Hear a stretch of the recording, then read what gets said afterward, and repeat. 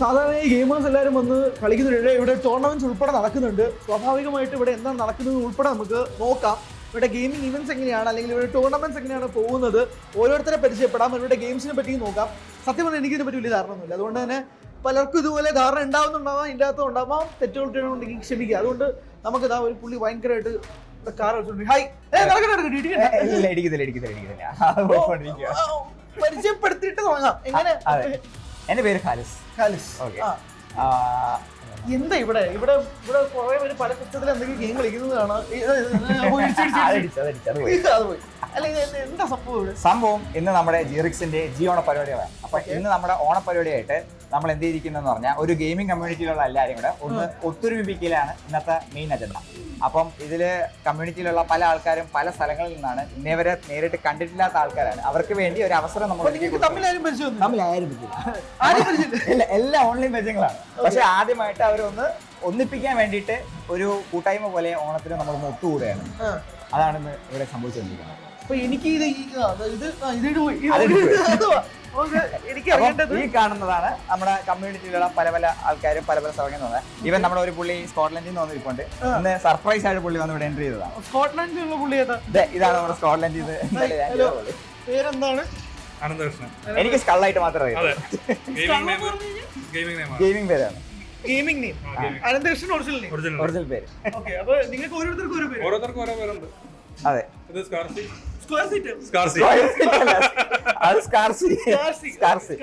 അതെ, അത് പിന്നെ മുഴുകിയിരിക്കുകയാണ്. അല്ലല്ല, ഇത് ഡൈസി ഉണ്ട്, പീറ്റർ, ഇത് നമ്മുടെ ഡാർക്ക് അസാസിൻ. അല്ലല്ല, അമർജിത്ത് ആണ് അവന്റെ ഒറിജിനൽ പേര്.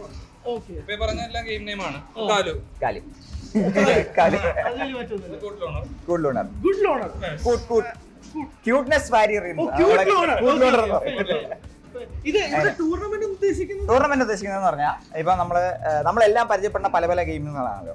അപ്പൊ ഇന്ന് നമ്മൾ അതില് ഇവർക്ക് ഇഷ്ടപ്പെട്ട ഒരു ഗെയിം എടുത്തിട്ട് അതിൽ പരസ്പരം അങ്ങോട്ടും ഇങ്ങോട്ടും തമ്മിത്തല്ലാണ് ഇവർ ചെയ്യുന്നത്. ഇവര് തമ്മിലൊരു കോമ്പറ്റീഷൻ. അപ്പം ഓരോ ആൾക്കാരായിട്ട് ജയിച്ച് മുന്നേറി അവസാനം ആര് നിൽക്കുന്നോ അവരെ നമ്മൾ വിന്നറായിട്ട് പ്രഖ്യാപിക്കും. അതായത് നമ്മുടെ ഇന്റേണലി നമ്മുടെ ആ ഒരു കമ്മ്യൂണിറ്റിയിൽ നിന്ന് തന്നെ നാളെ ബെസ്റ്റ് ഓഫ് ദ ബെസ്റ്റ് നമ്മൾ ചൂസ് ചെയ്യത്തില്ലേ, അതുപോലെ ഒരു ഫ്രണ്ട്ലി ടൂർണമെന്റ്. അല്ല, ഇവരൊക്കെ പിക്ക് ചെയ്യുന്നത് എങ്ങനെയാണ്? നിങ്ങൾ തമ്മിൽ ഒരു പരിചയം ഇല്ലെന്ന് പറയുന്നു. അപ്പം അതെ, ഒരു പരിചയം പിക്ക് ചെയ്യുന്നത് അത് വളരെ വലിയൊരു കഥയാണ്. ഇപ്പൊ നമ്മള് ഒത്തിരി ഗെയിംസ് ഉണ്ടല്ലോ, നമ്മളിങ്ങനെ പല ഗെയിംസും കളിച്ച് വരുമ്പോഴത്തേക്കും അതിനകത്തുനിന്ന് തന്നെ പരിചയപ്പെടുന്ന ആൾക്കാർ പിന്നെ ഫ്രണ്ട്സ് ആകുകയും അവർ തമ്മിൽ ഒത്തുകൂടി ഒരു കമ്മ്യൂണിറ്റി ആകുകയും പിന്നെ ഡെയിലി നമ്മളൊരു സമയം ആകുമ്പോഴത്തേക്കും എല്ലാവരും ഒരുമിച്ചിരുന്ന് ഗെയിം കളിച്ച് അങ്ങനെ നമ്മൾ കാണുമ്പോൾ ആദ്യമായിട്ട് കാണുമെങ്കിലും പക്ഷെ ഒത്തിരി കാലത്തെ പരിചയമുണ്ട്. അല്ല, ഞാൻ ചോദിച്ചോട്ടെ, ഇപ്പൊ സാധാരണയായിട്ട് ഓണത്തിന് ആളുകൾ പറയുന്നതെന്ന് വെച്ചാൽ പുറത്തിറങ്ങി കളിക്കണം, ഊഞ്ഞാലാടണം എന്നൊക്കെ ഉള്ള രീതിയിലാണ്. അപ്പോഴാണ് നിങ്ങൾ സിസ്റ്റത്തിന് മുമ്പിൽ ഇരിക്കുന്നത്. അങ്ങനെയുള്ള വിമർശകരോട് വിമർശകരല്ല, നമ്മുടെ ആളുകളോട് എന്താണ് അഭിപ്രായം? അങ്ങനെയുള്ള ഓരോ ആൾക്കാർക്ക് ഓരോ താല്പര്യങ്ങളായിരിക്കും. അപ്പൊ നമ്മൾ പരിചയപ്പെടാൻ ഇട വന്നത് ഈ ഒരു പ്ലാറ്റ്ഫോമിൽ കൂടെ ആയതുകൊണ്ട് തന്നെ നമുക്ക് ആ പ്ലാറ്റ്ഫോമിന് ഒരു പ്രയോറിറ്റി എന്നുള്ള നിലയ്ക്ക് നമ്മൾ ഇത് ചെയ്യുന്നതേ ഉള്ളൂ. എന്നും പറഞ്ഞ് ഇന്ന് ഇത് മാത്രമല്ല, കസേരകളി പല പല സാധനങ്ങൾ പിറകെ വരുന്നുണ്ട്, ഇല്ലാത്ത പരിപാടികളുണ്ട്. ഈ ഗെയിമിംഗ് ലോകത്തിലേക്ക് ഒന്ന് പരിചയപ്പെടുത്തുക, കാരണം എനിക്ക് ഉൾപ്പെടെ ഇതിന് വലിയ ധാരണ ഒന്നുമില്ല. അതായത് ഞാനൊക്കെ കളിക്കുന്ന ഫോണിൽ ഫ്ലാഷ് ഗെയിംസ് പോലും കളിക്കാറില്ല. എന്റെ കൂട്ടത്തിൽ ഇതുപോലുള്ള ഗെയിമുകൾ കാണുമ്പോൾ ഭയങ്കര ഇൻട്രസ്റ്റിംഗ് ആണ്. ഞാൻ ചോദിക്കുന്നത്, ഈ ഗെയിമിംഗ് ലോകത്തേക്ക് ഓരോരുത്തരും വരുന്ന രീതി ഉണ്ടല്ലോ, ഇതിനകത്ത് ഇൻട്രൊഡ്യൂസ് ആകപ്പെടുക എന്നുള്ളത്. ഞാൻ ഓരോരുത്തരടുത്ത് ഓരോ വ്യക്തിപരമായിട്ട് ചോദിക്കാം, എങ്ങനെയാണ് ഈ വരവ് എങ്ങനെയാണ്? എന്റെ വരവ് വളരെ വലിയ വരവായിരുന്നു. ഞാൻ തുടങ്ങുന്നത് കൊച്ചിലെ ഈ ഫ്ലാഷ് ഗെയിംസും അല്ലെങ്കിൽ അതിന് മുന്നേ ഇറങ്ങിയ ഭയങ്കര പഴയ റോഡ് റാഷ് എന്നൊക്കെ പറയും, അത് പല ആൾക്കാർക്ക് നൊസ്റ്റ് അവിടെ നിന്നാണ് തുടങ്ങുന്നത്. അവിടുന്ന് തുടങ്ങി പിന്നെ പല സ്റ്റോറി ഗെയിംസ് ആയി. പിന്നെ അവസാനം കോളേജിലൊക്കെ കയറിയ സമയത്താണ് മൾട്ടിപ്ലെയർ ഗെയിംസോട് വരുന്നത്. സ്റ്റോറി ഗെയിംസ് കളിക്കുമ്പോൾ നമ്മൾ ആരും അങ്ങോട്ടും ഇങ്ങോട്ടും പരിചയപ്പെടേണ്ട കാര്യമൊന്നുമില്ല. നമ്മളൊരു കഥ മനസ്സിലാക്കുന്നു, ഒരു ആളുടെ കഥ അവരുടെ നോവലായിരിക്കും, എന്തെങ്കിലും ആയിരിക്കും. സിനിമ ആണെങ്കിൽ നമ്മളൊരു സ്ട്രെയിറ്റ് ഫോർവേഡ് ഒരു കഥയിലോട്ടായിരിക്കും പോകുന്നത്. പക്ഷേ സ്റ്റോറി ഗെയിംസ് എന്ന് പറയുമ്പോഴത്തേക്കും നമ്മൾ ചൂസ് ചെയ്യുന്ന എൻഡിങ് നമുക്ക് കിട്ടും. നമ്മൾ കളിച്ച് പ്രോഗ്രസ് ചെയ്ത് പോകുന്ന പോലെ നമുക്ക് എന്ത് ചെയ്യാം, ഫൈനൽ എൻഡിങ് അങ്ങനെ വരാം. അപ്പൊ നമ്മളാണ് ഓരോ ഗെയിമിനെയും അന്ത്യം കുറിക്കുന്നത് എന്ന് വേണമെങ്കിൽ പല ഗെയിംസും അങ്ങനെയുണ്ട്. അതിനുശേഷം കോളേജിലോട്ട് കയറിയപ്പോഴാണ് ഞാൻ എന്ത് ചെയ്തത്, മൾട്ടിപ്ലെയർ ഗെയിംസിലോട്ട് വരുന്നത്. മൾട്ടിപ്ലെയർ എന്ന് പറഞ്ഞാൽ നമ്മളിപ്പം ഒരു ടീം കാണും, ഇപ്പൊ ഇവിടെ ഇന്ത്യയിലോട്ടൊക്കെ എന്ന് പറഞ്ഞാൽ അത് കുറച്ച് കാലമായിട്ട് വന്നിട്ട്, പക്ഷേ വെസ്റ്റേൺ കൺട്രീസിലൊക്കെ ഇതിന് മുന്നേ ഉള്ളതാണ് മൾട്ടിപ്ലെയർ ഗെയിംസ്. അങ്ങനെ മൾട്ടിപ്ലെയർ ഗെയിംസ് എന്ന് പറയുമ്പോഴത്തേക്കും നമ്മൾ ഒരു മാച്ച് എടുക്കുമ്പോഴത്തേക്കും ഇപ്പർ സൈഡിൽ ഒരു 5 പേര്, അപ്പർ സൈഡിൽ 5 പേര്. ഇപ്പൊ ഇവർ കണ്ടില്ലേ, ഇവിടെ ഒരുത്തൻ അവിടെ ഒരുത്തൻ, പരസ്പരം തമ്മിൽ തല്ലാണ്. അതുപോലെ നമ്മൾ റേസിംഗ് ഗെയിംസ് ഉണ്ട്. ഇവർ രണ്ടുപേരും ഒരു കളി കളിക്കുന്നത്. എവന്റെ എനിമി അവൻ, എവന്റെ എനിമി അവൻ. മനസ്സിലായില്ലേ, തമ്മിൽ തല്ല്. ഓക്കെ, അപ്പം അങ്ങനെ കളിച്ച് വരുമ്പോഴത്തേക്കും പല ആൾക്കാരെയും നമ്മൾ ചാറ്റിൽ കൂടെയും അല്ലെങ്കിൽ അവരുടെ പേര് കണ്ടിട്ടായിരിക്കും ചിലപ്പോൾ പരിചയപ്പെടുന്നത്. ഗെയിമിംഗ് നെയിം അങ്ങനെ നമുക്ക് തിരിച്ചറിയാൻ പറ്റത്തില്ല മലയാളിയാണെന്ന്, പക്ഷെ എന്നാലും ചിലപ്പോൾ ക്ലാൻ പേരൊക്കെ കാണും. കൂട്ടു, എന്റെ ഒരു വളരെ വിവാദകരമായിട്ടുള്ള ഒരു ഗെയിമിംഗ് നെയിം പണ്ടുണ്ടായിരുന്നു. അങ്ങനെയാണ് എനിക്ക് അവനെ പരിചയപ്പെടുന്നത്. അവന്റെ കൂട്ടുകാരാണ് ഈ ബാക്കി കാണുന്നത് പോലെ. അപ്പൊ ഇതിവിടെ ഓണപരിപാടിയാണെന്ന് പറഞ്ഞിട്ടാണ് നിങ്ങൾ എല്ലാവരും കൂടെ കൂടുന്നത്? അതെ, ഓണപരിപാടി നമുക്ക് എങ്ങനെ കളർഫുൾ ആക്കാന്ന് വിചാരിച്ചപ്പം ഈ പറഞ്ഞ അവൻ സർപ്രൈസ് ആയിട്ട് സ്കോട്ട്ലൻഡിൽ നിന്ന് വന്നതാണ്.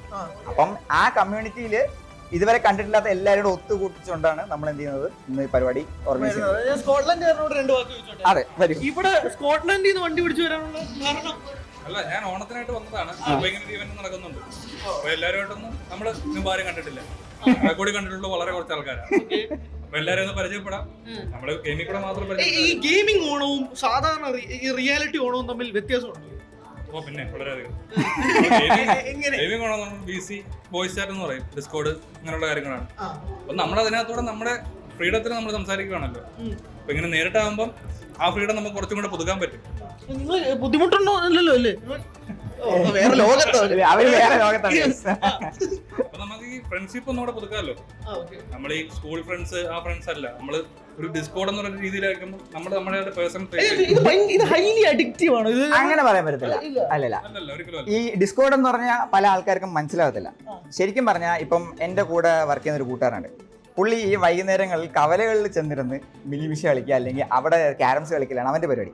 അപ്പൊ അവന്റെ കവല എന്ന് പറഞ്ഞാൽ നമ്മൾ ഒരു ഫിസിക്കൽ സ്പോട്ടിൽ ചെന്നിട്ട് അവിടെ ഉള്ള കുറച്ച് ആൾക്കാരായിട്ട് കമ്മ്യൂണിക്കേറ്റ് ചെയ്യുന്നത്. പക്ഷെ നമ്മൾ അങ്ങനെയല്ല. നമ്മളെന്ന് പറഞ്ഞ ഒരു വെർച്വൽ കവല എന്ന് വേണമെങ്കിൽ പറയാം.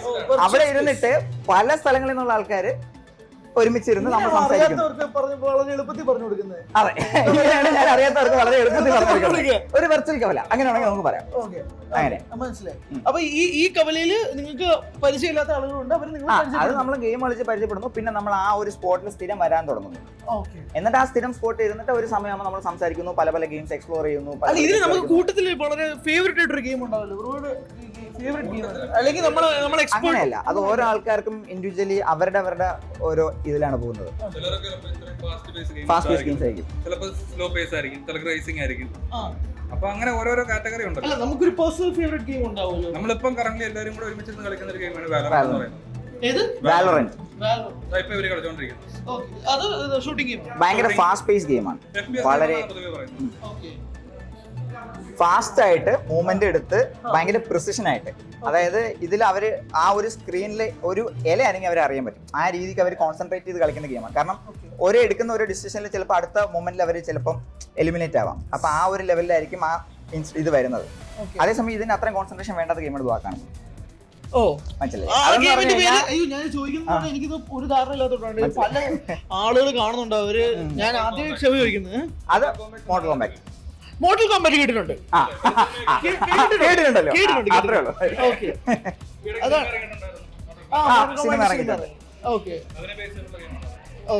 ഇതൊരു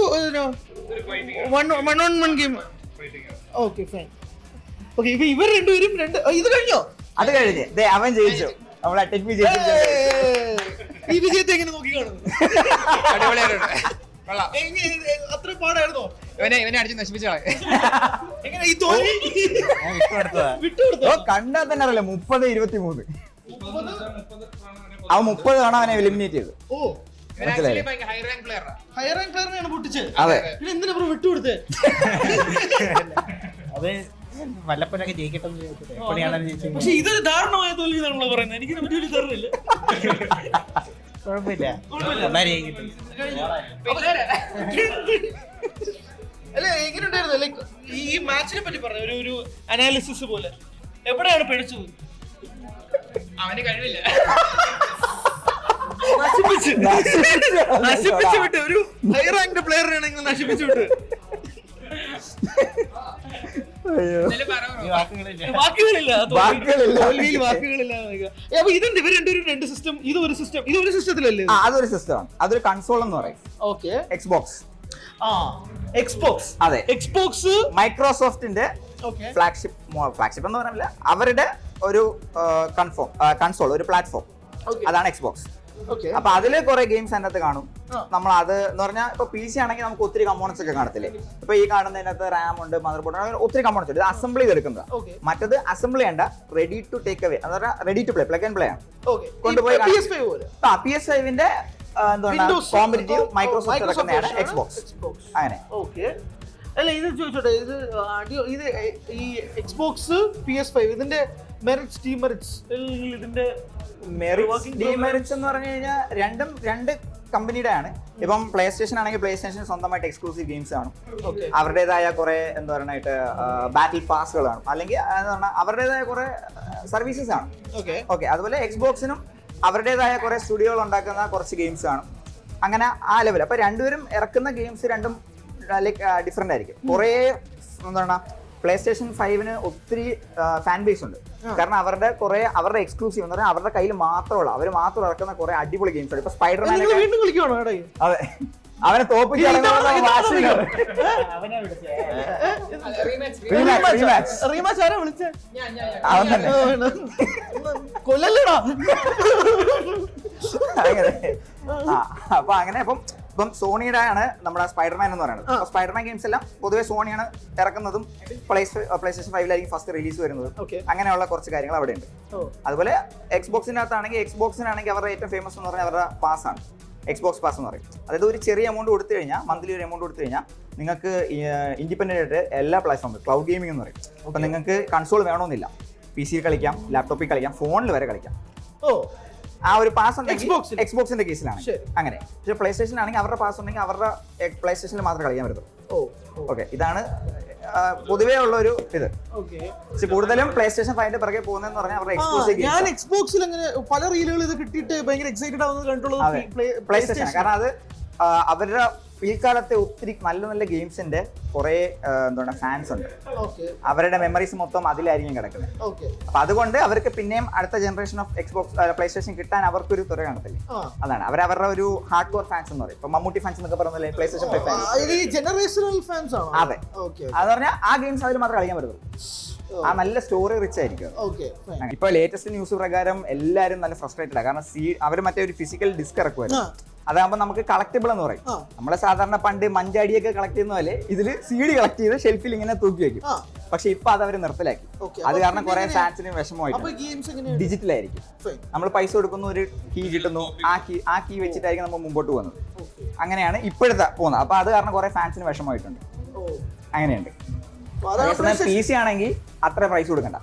ഇപ്പം പ്ലേ സ്റ്റേഷനിൽ ഒരു ഗെയിം എന്ന് പറയുമ്പോൾ ഒരു ട്രിപ്ലൈറ്റ് ആയിട്ട് ഒരു 4000-5000 രൂപയൊക്കെ വരും.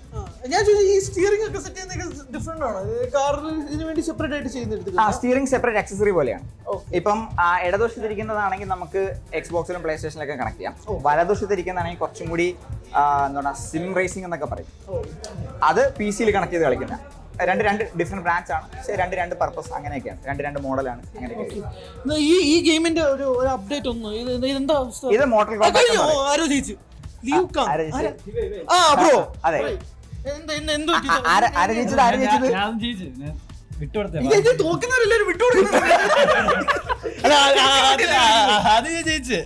കാണുന്നല്ലോ കേട്ടോ. ഇങ്ങനെ ഇരിക്കണമെങ്കിൽ മുടിഞ്ഞ ഗെയിംപ്ലേയാ. റീമാച്ച്. ഇല്ല ഇത് സംസാരിച്ചോണ്ട് വിളിച്ചോ. കഴിഞ്ഞ തോൽവി എന്താ പറ്റിയേ? രണ്ടാമത്തെ കളിയായിരുന്നു. ഇപ്പൊ 1-1 ബെസ്റ്റ് ഓഫ് 3 നമുക്ക് എടുക്കാം. അപ്പൊ ആരാണ് 2 എടുക്കുന്നത് ആള് ജയിക്കും. അപ്പൊ ഇത് ഭയങ്കര നിർണായകമായ മാച്ചാണ്. അതെ, ഇതാണ് നിർണായക മാച്ച്. കാലിട്ട് ഒഴിക്കുന്നു, ഹൈറ്റ് അടിക്കുന്നു, എന്തൊക്കെയും കാണിക്കുന്നു. ഈ കഴിഞ്ഞ ആദ്യത്തെ കളി ജയിച്ചതിന്റെ ഇതിലാണോ? കഴിഞ്ഞ കളി ജയിച്ചത് ആദ്യത്തെ കളി തോറ്റതിന്റെ പ്രതികാരം വീട്ടിയതാണോ? ഫണ്ണാണോ? അപ്പൊ ഈ ടൂർണമെന്റ് ആയാലും ഇത്ര സീരിയസ്നെസ് ഒന്നും അല്ല, നിങ്ങൾ വിട്ടുകൊടുക്കുന്നൊക്കെ പറയുമ്പോ അല്ല, ഇവരൊക്കെ പരസ്പരം കണ്ട ഒരു സന്തോഷത്തിരിക്കല്ലേ. ഇന്റർണൽ ടൂർണമെന്റ് ഇത് പറയും ഇന്റേണൽ ടൂർണമെന്റ്, എക്സ്റ്റേണൽ ടൂർണമെന്റ്, നമ്മൾ ഈ ഗ്രാവിറ്റി അനുസരിച്ച് മാറിക്കൊണ്ടിരിക്കും. അയ്യോ, അങ്ങനെയല്ല. ഈ ഇന്റേണൽ എന്ന പുള്ളി ഉദ്ദേശിച്ചത് എങ്ങനെയെന്ന് പറഞ്ഞാൽ ഇതെല്ലാം ഒരു ക്ലാനിൽ പെടുന്ന ആൾക്കാരാണ്. നമ്മൾ ക്ലാൻ എന്ന് പറയത്തില്ലേ, ഒരു കൂട്ടായ്മ. ഫ്രണ്ട്ലി മാച്ച് ആണ്. അതെ. ഓക്കെ. ഇതിപ്പോ ഇതല്ലാതെ നിങ്ങൾക്ക് എനിക്ക് ഇതിനെപ്പറ്റി ഒരു ധാരണ. ഇത് കൺസോള്, ഇത് PC. ഇത് PC. ഇനി ഏതൊക്കെ ടൈപ്പ് വെറൈറ്റീസ് ഉണ്ട്? അല്ല, ഇത് രണ്ടും മെയിൻ ടൈപ്പ്. പിന്നെ പറഞ്ഞ ഹാൻഡ് ഹെൽഡ് എന്ന് പറഞ്ഞ സാധനങ്ങൾ വരും. അതായത് നമ്മൾ ഈ കയ്യിൽ വെച്ചിട്ട് ഓൺ ദ ഗോ കളിക്കാൻ പറ്റുന്ന ടൈപ്പ് സാധനങ്ങൾ വരും. ഇപ്പം ROG എന്ന് പറയുന്ന ബ്രാൻഡിന്റെ എക്സ്ബോക്സിന്റെ കൊളാബറേഷൻ ആയിട്ട് വരുന്ന ആലേ എന്ന് പറയുന്ന ഒരു പ്രൊഡക്റ്റ് വരും. പിന്നെ അതുപോലെ ഈ PC-യിലെ ഗെയിം നമ്മൾ കൊടുക്കുന്ന ഒരു ബ്രാൻഡ് ഉണ്ട്, സ്റ്റീം ഡെക്ക് എന്ന് പറയുന്ന സാധനം വരും. ഇതൊക്കെ എന്ന് പറഞ്ഞാൽ ഹാൻഡ് ഹെൽഡിൽ പരസ്പരം അടി ഉണ്ടാക്കുന്ന കുറച്ച് കൺസോൾസ് ആണ്. മനസ്സിലല്ലേ? ഈ നിന്റെൻഡോ പോലെയൊക്കെ. നിന്റെൻഡോ ഒരു ഫേമസ് കമ്പനിയാണ്. പിന്നെ വരുന്നതെന്ന് പറഞ്ഞാൽ VR ഗെയിംസ് വരുന്നുണ്ട്. VR ഗെയിംസ് എന്ന് പറയുമ്പോഴത്തേക്കും അത് നമ്മുടെ മെറ്റാ ക്വസ്റ്റ് 3, നമ്മുടെ ഫേസ്ബുക്കിന്റെ സ്വന്തം മെറ്റയ്ക്ക് അവരുടെ ഓഗ്മെന്റഡ് റിയാലിറ്റി ഗ്ലാസസ് വരുന്നുണ്ട്. അതായത് നമ്മൾ അത് വെച്ച് കഴിഞ്ഞാൽ നമുക്ക് ആക്ച്വലി അത് വെച്ച് നമുക്ക് ഇങ്ങനെ ഫുൾ കറങ്ങി തിരിഞ്ഞ് അങ്ങനെ ഗെയിം കളിക്കുന്നുണ്ട്. പിന്നെ എയറിന്റെ പ്രത്യേകത എന്ന് പറഞ്ഞാൽ നമുക്ക് അതും കാണാം, പുറത്തുള്ളത് നമുക്ക് കാണാൻ പറ്റും. അതായത് അതിൽ തന്നെ കുറെ ക്യാമറാസ് കാണും. ഇപ്പൊ നമ്മളിപ്പം ഗെയിം കളിക്കുന്നില്ല, വേറെ എന്തെങ്കിലും പരിപാടി ചെയ്തോണ്ടിരിക്കുക, അല്ലെങ്കിൽ വല്ല ബ്രൗസിങ്ങോ അല്ലെങ്കിൽ എന്തെങ്കിലും ചെയ്തോണ്ടിരിക്കുകയാണെങ്കിൽ പുറം ലോകമായിട്ട് നമുക്കൊരു ടച്ച് കാണും. അങ്ങനെയുള്ള ഡിവൈസസ് വരുന്നുണ്ട്. ആ VR പരിപാടി ഇവിടെ ഉണ്ട്. ആ VR പരിപാടി ഇവിടെ ഉണ്ട്. ഇതൊരു വേറെ ലോകമാണ്. ഇപ്പൊ എന്നെ പോലുള്ള ആളുകളെ സംബന്ധിച്ചിടത്തോളം ഈ ഗെയിമിംഗ് ലോകം എന്ന് പറഞ്ഞാൽ ഒട്ടും അറിഞ്ഞുകൂടാത്ത വേറെ ഒരു ലോകമാണ്. അതിലേക്ക് എത്തിപ്പെടുക അല്ലെങ്കിൽ അതിനെപ്പറ്റി കൂടുതൽ അറിയുക എന്ന് പറയുന്നത് ഭയങ്കര ഇൻട്രസ്റ്റ് ഉള്ളവർക്ക് മാത്രമേ കാണുള്ളൂ. അതുകൊണ്ടാണ് ഞാൻ ഈ ഫൈനൽ റൗണ്ടാ. ഓക്കെ. അപ്പൊ ഞാൻ ഫൈനൽ റൗണ്ട് കൂടെ കഴിഞ്ഞിട്ട് വരാം. ഈ പരിപാടി എന്ന് പറഞ്ഞു കഴിഞ്ഞാൽ ഞാൻ നേരത്തെ ചോദിച്ചു പോലെ ഈ അഡിക്റ്റീവ് ആയിട്ടുള്ള പരിപാടി, അല്ലെങ്കിൽ ഇതില് നമ്മൾ ഇതിലകത്തൊരു നമുക്കൊരു ഇത് വേണമല്ലോ, ഒരു ഗ്രിപ്പ് വേണമല്ലോ, ഇത് എവിടെ നിർത്തണം, എങ്ങനെ ഈ അഡിക്റ്റീവ് ആണെന്നുള്ള പരിപാടി ഇതിൽ ഭയങ്കരമായിട്ട് ടൈം സ്പെൻഡ് ചെയ്യുന്നു എന്നുള്ള ഒരു യൂത്തിനിടയിൽ നിങ്ങളുടെ മറുപടി എന്താണ്? ടൈം സ്പെൻഡ് ചെയ്യുന്നു പറഞ്ഞാൽ ഇല്ല, നമ്മുടെ കമ്മ്യൂണിറ്റി പ്രകാരം ഇപ്പൊ നമ്മൾ പുതിയ ഗെയിംസ് ഒക്കെ ലോഞ്ച് ചെയ്തില്ലേ, നമുക്ക് ഈ പുതിയ സിനിമ ഇറങ്ങുമ്പോൾ നിങ്ങൾ ആദ്യം തിയേറ്ററിൽ ഫസ്റ്റ് ഷോ ബുക്ക് ചെയ്തല്ലേ, അതുപോലെ ഒരു ചിലപ്പം ഒരു ഗെയിം എന്ന് പറഞ്ഞു കഴിഞ്ഞാൽ ചിലപ്പോൾ ഒരു 8 മണിക്കൂർ ഗെയിം പ്ലേക്ക് കാണത്തുള്ളൂ. അത് കഴിഞ്ഞാൽ അതിന്റെ സ്റ്റോറി കഴിഞ്ഞു. അപ്പം നമ്മൾ ആ ഒരു ഇപ്പം ചില ഫ്രാഞ്ചൈസി എന്നൊക്കെ പറയും. അതായത് ഇപ്പം നമ്മുടെ ഒരു സിനിമ ഇറങ്ങിയാൽ അതിന്റെ സെക്കൻഡ് പാർട്ട് ഇറങ്ങത്തില്ല. അതുപോലെ ചില ഗെയിംസ് എന്ന് പറഞ്ഞാൽ നമ്മൾ നൊസ്റ്റു കൊണ്ട് ഫസ്റ്റ് ഗെയിം കളിച്ചു, അപ്പൊ അതിന്റെ കഥ മൊത്തം അറിയാം. അപ്പം നമ്മളിങ്ങനെ അങ്ങനെ കളിക്കുന്ന കുറെ സ്റ്റോറി ഗെയിംസ് എന്ന് പറയും. സ്റ്റോറി ഗെയിംസ് അങ്ങനെ അഡിക്റ്റീവ് എന്ന് പറയാൻ പറ്റില്ല. അതെന്ന് പറഞ്ഞാൽ ഒരു സ്റ്റോറി കഴിഞ്ഞ് കഴിഞ്ഞാൽ അതവിടെ തീർന്നു. എൻ്റെ സ്റ്റോറിയാണ്. നമ്മൾ നല്ലൊരു കഥ അറിഞ്ഞു, അപ്പോൾ ഒത്തിരി നല്ല ടൈറ്റിൽസ് വരുന്നുണ്ട്. സിനിമ കണ്ട് കഴിയുന്ന ഒരു ഫീലാണ് അതിൽ വരുന്നത്. നമ്മൾ കളിച്ച് നമ്മളൊരു എൻഡിങ് എത്തിക്കുന്നു. അപ്പൊ അത് അഡിക്റ്റീവ് എന്ന് പറഞ്ഞില്ല, കാരണം 8 മണിക്കൂർ കഴിഞ്ഞ് കഴിഞ്ഞു. ചിലത് 60 മണിക്കൂർ. ആളുകൾ ഭയങ്കരമായിട്ട് ഇതിനെപ്പറ്റി ഇങ്ങനെ കുറ്റം പറയുന്നത് എവിടെ നിർത്തണം എന്നുള്ളത് നിങ്ങൾ പറഞ്ഞ വളരെ കറക്റ്റ് ആയിട്ടുള്ളൊരു പോയിന്റ് ആണ്. ഇപ്പൊ നമുക്ക് ഈ പറഞ്ഞ പോലെ മൾട്ടിപ്ലെയർ ഗെയിംസ് ഒക്കെ വരുമ്പോഴത്തേക്കും ചിലപ്പം ഇന്ന് തോപ്പിച്ചടങ്ങുള്ളൂ എന്ന് പറഞ്ഞിരുന്ന് കളിക്കുന്നുണ്ട്. മെന്റാലിറ്റി പോലെ ഇരിക്കും. അപ്പൊ ചില ആൾക്കാർ ഒരു പോയിന്റ് എത്തുമ്പോഴത്തേക്കും ഓക്കെ ഇന്നത്തേക്ക് മതി, നമ്മൾ ആ ഫ്രണ്ട്സ് പോയി കഴിയുമ്പോഴത്തേക്ക് അവരങ്ങ് പോകും, അത് അവിടെ തീർന്നു. പിന്നെ അടുത്ത ദിവസം വീണ്ടും അതേ ഫ്രണ്ട്സ് വരികയാണെങ്കിൽ മാത്രമേ കളിക്കത്തുള്ളൂ. ഇപ്പൊ ഞാനൊക്കെ ഫ്രണ്ട്സ് ഉണ്ടെങ്കിൽ കളിക്കുന്ന ആളാണ്, ഇല്ലെങ്കിൽ തൊടുത്തൂല്ല, ഓഫ് ചെയ്ത് വെച്ചിട്ട്. പിന്നെ ഇതൊക്കെ വാങ്ങാൻ ഭയങ്കര എക്സ്പെൻസീവ് അല്ലേ? ഞാൻ പറയുന്നത് അത്രയും പാഷനേറ്റ് അല്ലാതെ ഇത് യൂസ് ചെയ്യുക എന്ന് പറയുന്നൊരു പരിപാടി ഉണ്ട്. അവിടെയും പല നേരത്തെ പറഞ്ഞതുപോലെ പല ഓപ്ഷൻസ് ഉണ്ട്. Hand held, VR, console, PC. ഇപ്പം ഈ കളിച്ചുകൊണ്ടിരിക്കുന്ന ഗെയിം ഇതിൻ്റെ അകത്ത് മേടിക്കണമെങ്കിൽ ഒരു 1000 രൂപ അടുപ്പിച്ചെങ്കിൽ വരും, 1000-ന് മുകളിൽ വരും. അതേസമയം ഇവിടെ മേടിക്കണമെങ്കിൽ 200 രൂപ കിട്ടും. PC-യിൽ കളിക്കുക 200. അതെ, ഇത് Xbox, അത് നമ്മുടെ സ്വന്തം സ്റ്റീം. പുള്ളിയുടെ പേര് ഗെയിം ന്യൂവൽ എന്ന് പറഞ്ഞൊരു പുള്ളിയുണ്ട്. പുള്ളിയാണ് ഇതിൻ്റെ വൺ ഓഫ് ദ ബെസ്റ്റ് എന്ന് പറയുന്ന ഒരു പ്ലാറ്റ്ഫോം ഉണ്ട്. നമ്മൾ ഇപ്പോൾ ആപ്പ് സ്റ്റോർ എന്നൊക്കെ പറയുന്ന പോലെ ഇതിൻ്റെ ആപ്പ് സ്റ്റോർ ഉണ്ട്, അതിൻ്റെ മുതലാളി. പുള്ളിയുടെ പ്ലാറ്റ്ഫോം എന്ന് പറയുന്നത് കൊണ്ടാണല്ലോ അവിടെ ഗെയിംസ് ഭയങ്കര വില കുറച്ച് കിട്ടും. അപ്പം ബേസിക്കലി പറഞ്ഞു കഴിഞ്ഞാൽ കൺസോൾ എന്ത് ചെയ്യുന്ന വെബ്സൈറ്റ്, പുള്ളിയുടെ ആപ്പ്, അതിൻ്റെ അകത്ത് ഒത്തിരി ഗെയിം ഡെവലപ്പേഴ്സ് കുറേ ഗെയിംസ് കൊണ്ടിടും. ഇപ്പൊ ഇതിലുള്ള ഗെയിംസ് ചിലപ്പോൾ അതിൽ കിട്ടും, മനസ്സിലായി. പക്ഷേ അപ്പം ഡിഫറൻസ് വരേണ്ട കാരണം എന്തോ? PC-യിൽ ഇതും ഇത്രയും റേറ്റ് വ്യത്യാസം. കൺസോൾ എന്ന് പറയുന്നത് ആ കൺസോൾ വരെ അപ്പൊ ഞാനൊരു ആ പ്രോഡക്റ്റ് ഉണ്ടല്ലോ, പ്രോഡക്റ്റ് നിങ്ങൾക്ക് തരണം വിചാരിച്ചോ. അപ്പം ആ പ്രോഡക്റ്റ് മാനുഫാക്ചർ ചെയ്യാനും റിസർച്ച് ആൻഡ് ഡെവലപ്മെന്റ് നടത്താനുള്ള കോസ്റ്റിന്റെ പൈസ മൊത്തം കൺസ്യൂമറിന്റെ കയ്യിൽ നിന്ന് മേടിച്ചാലേ പറ്റുള്ളൂ, വേറെ ഓപ്ഷൻ അല്ല. ഇത് ഡിജിറ്റൽ ലൈസൻസ്, CD ഉള്ള വേറെ ഓപ്ഷൻസും ഉണ്ട്. ഇതിന്റെ കേസ് എന്ന് പറഞ്ഞു കഴിഞ്ഞാൽ പുള്ളിയുടെ ഒരു ആപ്പാണ്, അത് ഇൻസ്റ്റാൾ ചെയ്ത് കഴിഞ്ഞാൽ അതിനകത്തുള്ള ഗെയിംസ് നിങ്ങൾ ആക്സസ് ചെയ്താൽ മതി. PC നമ്മൾ സ്വന്തമായിട്ട് വേറെ എവിടെയെങ്കിലും മേടിച്ച് അസംബിൾ ചെയ്യുന്നത്, മനസ്സിലായില്ലേ? അപ്പൊ നമ്മളെ ഇഷ്ടാനുസരണം നമുക്ക് കസ്റ്റമൈസ് ചെയ്ത് ഒരു PC ഇറക്കി കഴിഞ്ഞാൽ അതിൻ്റെ അകത്ത് പറഞ്ഞ ഗെയിംസിന് അതിന്റെ പൈസ ഒരു ചാർജ് ചെയ്യുന്ന കാര്യമില്ല, മനസ്സിലായി? പല കോൺസെപ്റ്റാണ്.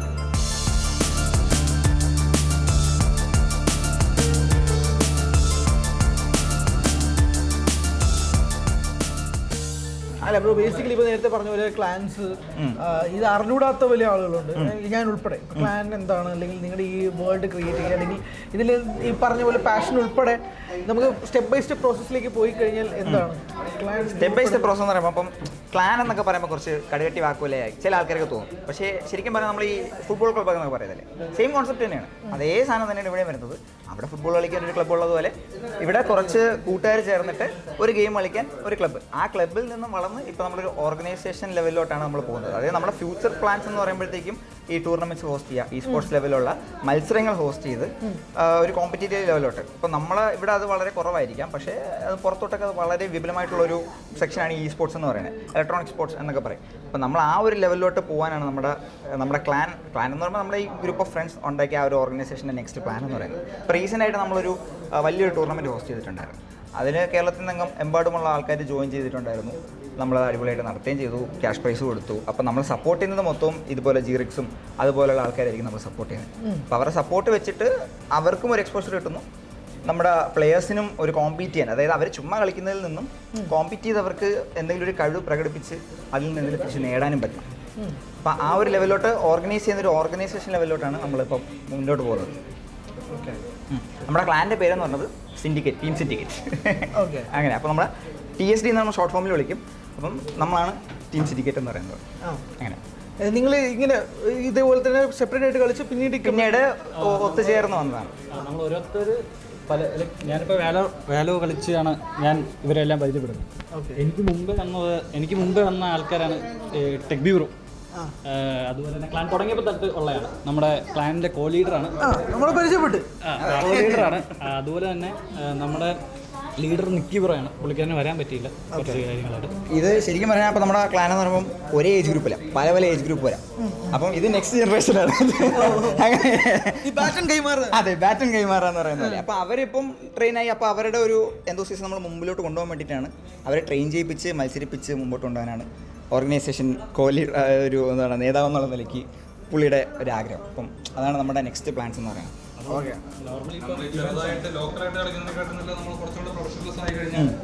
അതിൽ നിന്നും തിരിച്ചും ഒരു അതുപോലെ നമ്മളിപ്പം ഈ ഇടയ്ക്ക് ഒരു ടൂർണമെൻറ്റ് ഹോസ്റ്റ് ചെയ്തായിരുന്നു. അപ്പം ഈ ടൂർണമെൻറ്റ് ഹോസ്റ്റ് ചെയ്തപ്പോൾ നമ്മൾ കുറേ നമ്മൾ വിചാരിച്ച പോലെയല്ല, കുറേ ടീംസ് ഉണ്ട്, കുറേ പ്ലേയേഴ്സ്, നല്ല സ്കിൽഡ് ആയിട്ടുള്ള പ്ലേയേഴ്സിനെയൊക്കെ നമുക്ക് മീറ്റ് ചെയ്യാൻ പറ്റി. അങ്ങനെ കുറേ കാര്യങ്ങളുണ്ട്.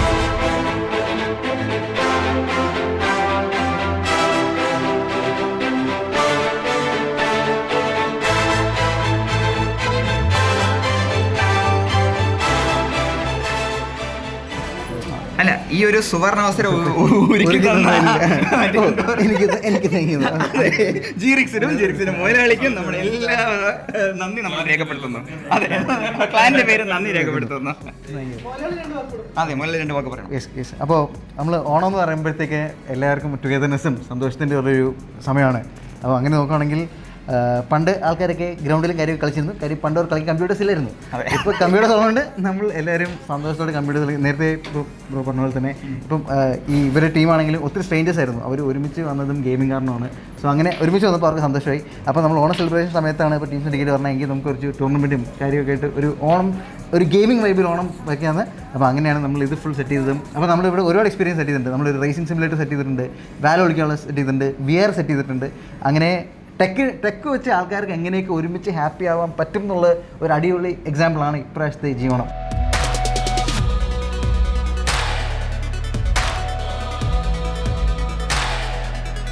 അപ്പോൾ എല്ലാവർക്കും ഹാപ്പി ഓണം.